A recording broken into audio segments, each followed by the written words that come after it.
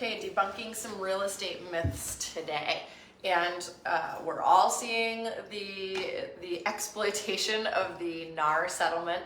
So I thought I would just talk very briefly about that. I read an article yesterday and it said that house prices are going to be slashed because real estate agent compensation is not going to be baked in, that was a quote, baked into the value of a house. And so one myth I would like to debunk is that that commission or compensation is baked into the value of a house. So when I'm valuing a property, I look at the square footage, the lot, the location, the number of bedrooms, number of bathrooms, garage, style of home, etc.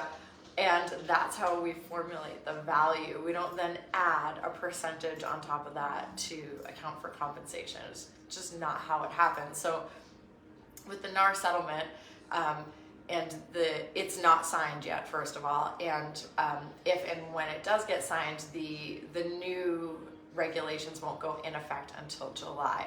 But I highly doubt, and I would put a lot of money on this, that it's going to affect home prices at all. I just don't think it's going to. But so that being said, we cleared up that little myth. The second myth is that buyer agents basically work for free for their client. Their client gets representation at no cost. So I am an agent that lists a lot of houses. I think it was over 80% of my sales in 2023 were listings. And so I had a lot of buyer agents that I worked with. And when I tell you that it is not an anomaly that a buyer is paying their agent a portion of their compensation, I mean, it's just not. It's not a surprising thing anymore. If you're a buyer agent that's out there and you haven't been receiving compensation from your client, then you're kind of behind the tide. I'd have to look and see exactly what percentage of it is, but most agents are getting compensated from their buyers directly, a portion of their compensation. Of course, they're also getting compensation from the seller agent per the MLS rules. So there's a myth.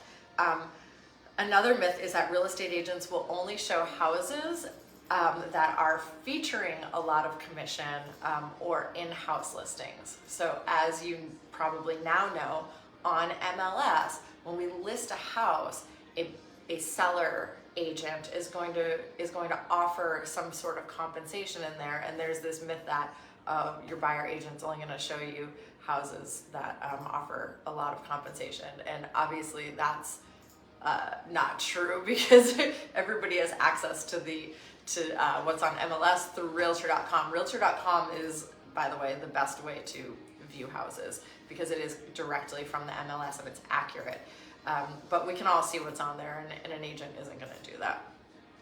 And then the last myth for today, to keep this video short and sweet, is that you should price your home high to leave room for negotiation. And I think that that saying "Okay, Boomer" goes right along with that myth. It's just an old way of thinking. It doesn't work. It's a proven fact. We can show you numbers that if you price your house appropriately, or I like to price just a little under, you get way more activity and you'll go above and beyond asking price. The people that actually price over asking price and build in room for negotiation wind up selling below market value most of the time.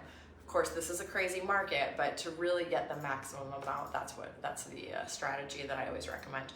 So those are some myths. If you've got any questions about compensation, questions about the NAR settlement, I'm reading up on it myself right now so that I'm educated and I can help educate the people that I work with.